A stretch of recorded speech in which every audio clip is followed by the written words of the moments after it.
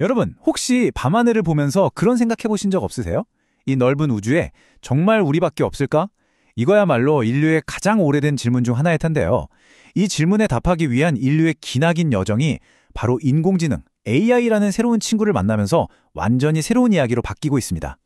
오늘 AI가 어떻게 저 우주의 침묵 속에서 무언가를 들으려 하는지, 그리고 만약 그 목소리를 처음 듣게 되는 날, 과연 우리는 어디에 서 있게 될지 한번 깊이 들여다보겠습니다.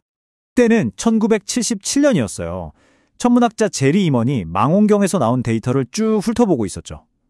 그런데 갑자기 도저히 설명할 수 없는 이상한 신호가 딱 72초 동안 잡힌 걸 발견한 거예요. 너무 놀란 나머지 그는 옆에 있던 빨간 펜으로 종이 위에 딱 한 단어를 휘갈겼었습니다. 바로 와우. 이 순간은 외계 지성을 찾으려는 인류의 노력 중에서 가장 인간적이고 또 가장 낭만적인 장면으로 기억되고 있죠. 하지만 동시에 이 사건은 인간의 한계가 어디까지인지를 보여주는 시작이기도 했습니다. 자, 그럼 AI가 등장하기 전에는 어땠을까요? 우리는 어떻게 우주의 목소리를 들으려고 했을까요? 지금처럼 어마어마한 데이터가 쏟아지기 전 그 시절의 탐사에는요, 지금과는 뭔가 다른 아주 인간적인 낭만이 있었습니다. 초창기 세티, 그러니까 외계 지적 생명체를 찾는 프로젝트는요, 말 그대로 천문학자들이 커다란 헤드폰을 끼고 우주에서 오는 소리를 직접 귀로 듣는 작업이었어요. 그러다가 방금 보신 와우 신호처럼 아주 극적인 순간을 만나기도 했고요. 또 보이저 우주선에 인류의 다양한 메시지를 담은 레코드를 실어서 저 멀리 보내는 정말 영화 같은 시도도 했었죠. 하지만 이 모든 낭만적인 노력들은 곧 닥쳐올 거대한 데이터의 파도 앞에 서 있었습니다. 이 골드 레코드 좀 보세요. 정말 대단하지 않나요? 여기에는 55개의 언어로 된 인사말, 파도 소리나 애기 울음소리 같은 지구의 소리, 그리고 바흐나, 베토벤의 음악까지 담겨 있어요. 이건 칼 세이건과 그의 팀이 정말 고심해서 고른 순수하게 인간의 손으로 만든 인류의 자기소개서 같은 거였죠. 우리는 이런 존재입니다 하고 우주에 보내는 한 통의 편지였다고 할 수 있겠습니다. 하지만 그 낭만만으로는 더 이상 버틸 수 없는 시대가 온 겁니다.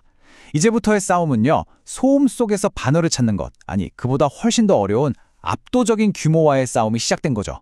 옛날 방식으로는 도저히 감당할 수가 없게 된 거예요. 아니 이게 어느 정도냐면요, 브레이크스루 리슨 같은 요즘 SET 프로젝트에서는 매일같이 수백 테라바이트의 데이터가 쏟아져 나와요. 이건 뭐 건초더미에서 바늘 찾는 수준이 아니고요, 거의 우주만한 크기의 건초더미에서 바늘 하나를 찾는 거랑 똑같습니다. 인간의 눈과 귀로는 절대 불가능한 일이죠.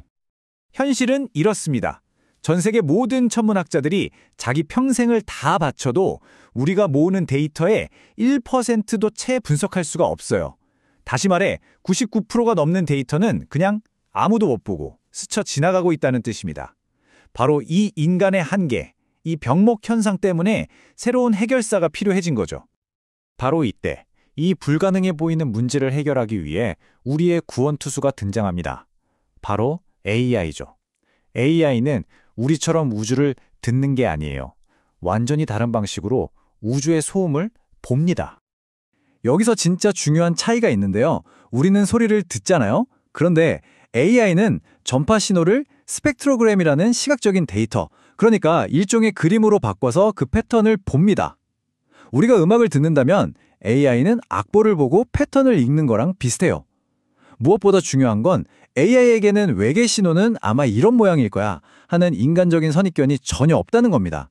그냥 데이터 속에서 이전에 보지 못했던 특이한 패턴을 아주 객관적으로 찾아낼 뿐이죠.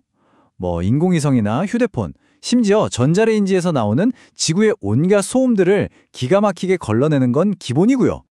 이 비유 정말 기가 막히지 않나요?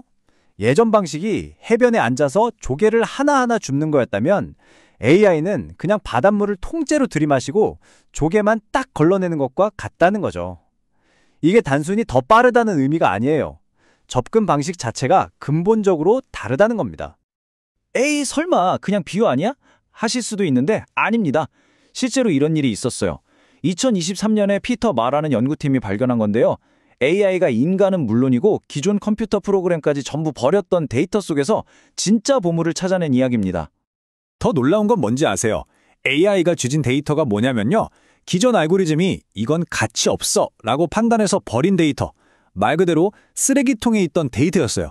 그런데 그 안에서 이전 방식으로는 절대 찾아낼 수 없었던 8개의 새로운 유력 후보 신호를 발견한 겁니다. 이건 AI가 그냥 일을 좀 더 잘하는 조수가 아니라 우리 눈에는 보이지 않는 것까지 볼 수 있는 완전히 새로운 도구라는 걸 보여주는 명백한 증거죠. 자, 여기까지 들으시면 와, 이제 외계인을 찾는 건 시간 문제겠네? 싶으시죠? 그런데 문제가 그렇게 간단하지가 않습니다. AI 덕분에 신호를 찾는 기술적인 문제가 해결될 기미가 보이자 우리는 전혀 다른 훨씬 더 깊고 어려운 질문들과 마주하게 됐거든요. 만약 기계가 쓴 첫 번째 인사말이 도착했을 때 인류는 과연 어디에 서 있게 될까요? 한번 상상해보세요. 인류 역사상 가장 중요하고 위대한 발견의 순간이 온다면 과연 우리 인간은 그 중심에 서 있을까요? 이 질문은 기술의 문제를 넘어서서 우리 존재에 대한 근본적인 질문으로 이어집니다. 정말 영화 같은 이야기인데 이 시나리오 한번 보세요. 좀 섬뜩하지 않으세요?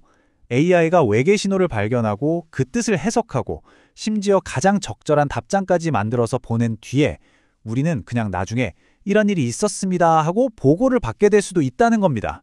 인류 역사의 주인공이 되어야 할 바로 그 순간에 우리는 관객이 될 수도 있다는 거죠. 그래서 요즘 탐사는 테크노 시그니처라는 새로운 개념에 주목하고 있어요. 이게 뭐냐면 쉽게 말해서 외계인이 안녕하고 손 흔드는 직접적인 메시지를 기다리는 게 아니고요. 그 대신에 그들 문명이 남겼을 기술의 흔적을 찾는 겁니다.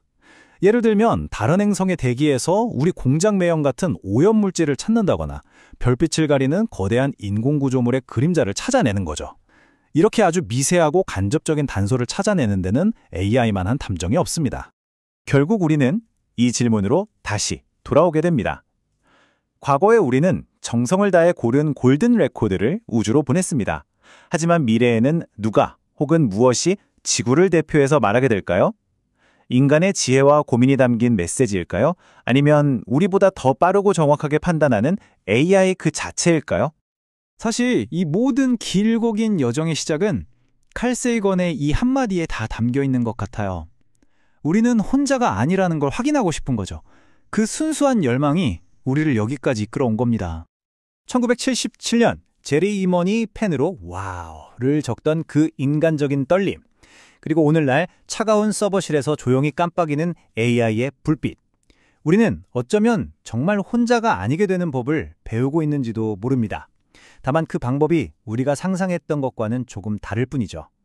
인류 최대의 발견이 인간의 감탄사가 아닌 기계의 연산 결과로 우리에게 도착할 수 있다는 것. 이것이 바로 AI 시대가 우리에게 던지는 가장 크고 또 가장 중요한 질문일 겁니다.